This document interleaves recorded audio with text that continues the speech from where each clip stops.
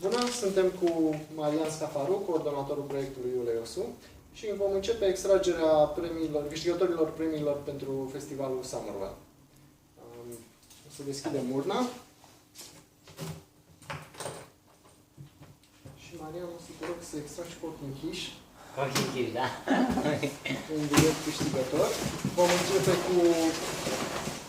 începe cu cele 10 premii oferite de Haiku Bicla, cardul biciclistului. Și o să rog pe colegul meu, Călin, să verifice, să valideze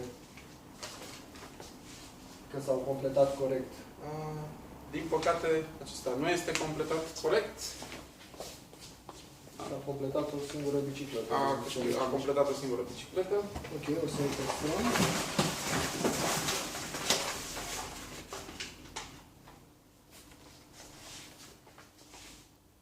Primul câștigător care a completat corect este Milea, Cristian și Andrei. Aici. Okay. Următorul sunt 10 câștigători de carduri.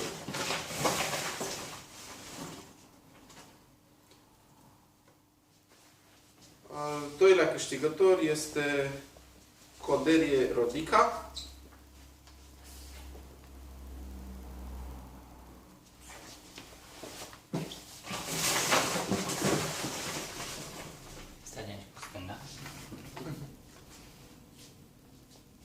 Al treilea câștigător este Cheluș Lavinia.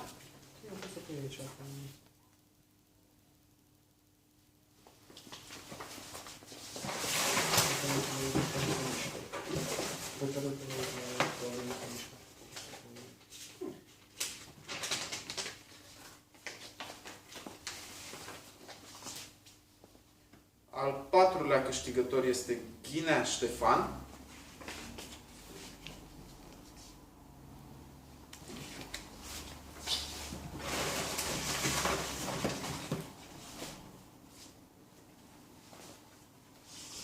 Al cincilea câștigător este Adriana Lungu.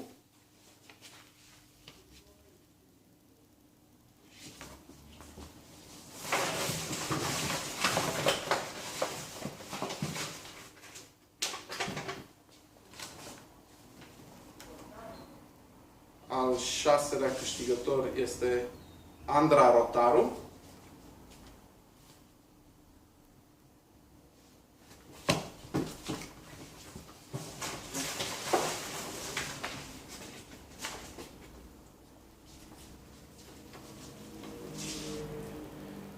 Al șaptelea câștigător este Popescu Olga.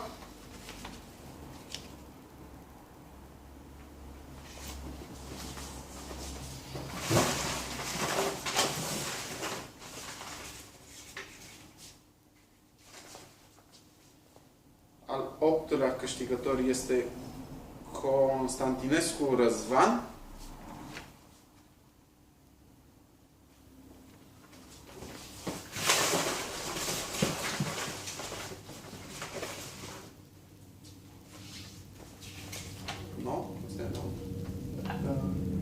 Al nouălea câștigător este Sandu Aurora.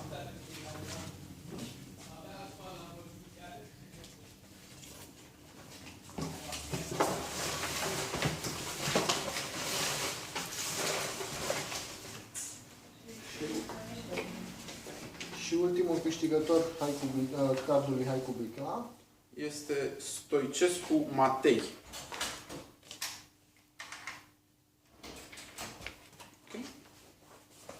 Și felicitări câștigătorilor cardurilor Haiku Bicla.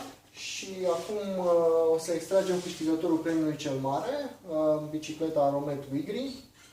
Marian, o să te rog să extragi câștigătorul și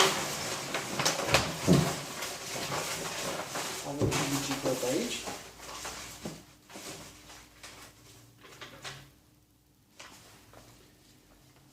Câștigătorul marelui premiu, bicicleta Aromet Wigri, este Rădulescu Monica.